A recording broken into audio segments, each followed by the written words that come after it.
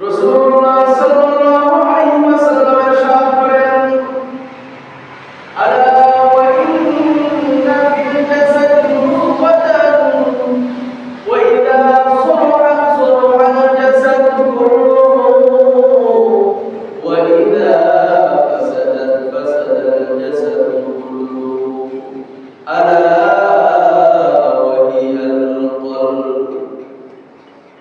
নিঃসন্দেহে আদমের দেহের মধ্যে অনেকটি গোশতের টুকরা আছে। ওয়াইদা সালাহাত সালাহাল জাসাদু কুল্লুহু, যখন সেই গোশতের টুকরাটি ভালো হয়ে যায় তখন সমস্ত মানব দেহ ভালো হয়ে যায়। ওয়াইদা ফাসাদাত ফাসাদাল জাসাদু কুল্লুহু, আর যখন সেই গোশতের টুকরাটি খারাপ হয়ে যায় তখন সমস্ত মানব দেহ খারাপ হয়ে যায়। সেই গোশতের টুকরাটির নাম রাসূল বলেন, আলা ওয়া হিয়াল কলব। সেই গোশতের টুকরাটির নাম কলব। অন্যত্র রাসূলুল্লাহ সাল্লাল্লাহু আলাইহি ওয়াসাল্লাম ইরশাদ করেন,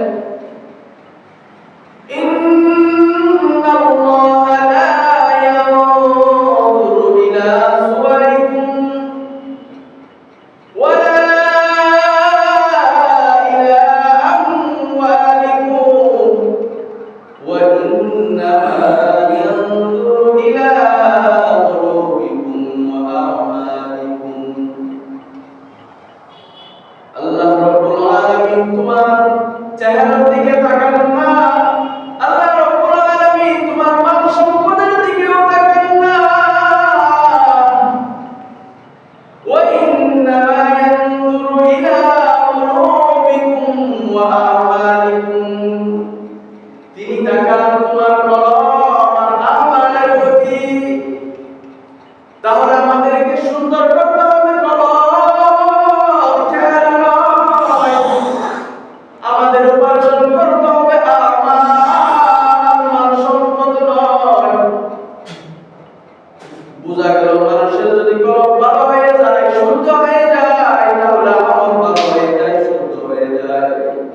মানুষের কলব যদি নষ্ট হয়ে যায়, মানুষের আমাল নষ্ট হয়ে যায়। এই কলব অন্তর মানুষের জন্য রাজার মতো, বাদশার মতো।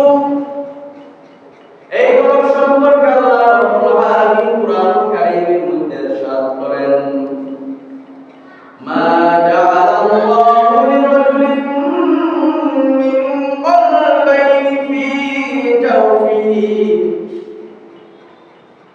আল্লাহ তাআলা বলেন, আমি একজন ব্যক্তির পক্ষে দুটি অন্তর সৃষ্টি করি নাই। তাহলে না হয় একটা রব্বে কারীমের জন্য হতো, আরেকটা শয়তানের জন্য হতো। আল্লাহ বলেন, না না, আমি কলব সৃষ্টি করেছি, অন্তর সৃষ্টি করেছি একমাত্র একটা।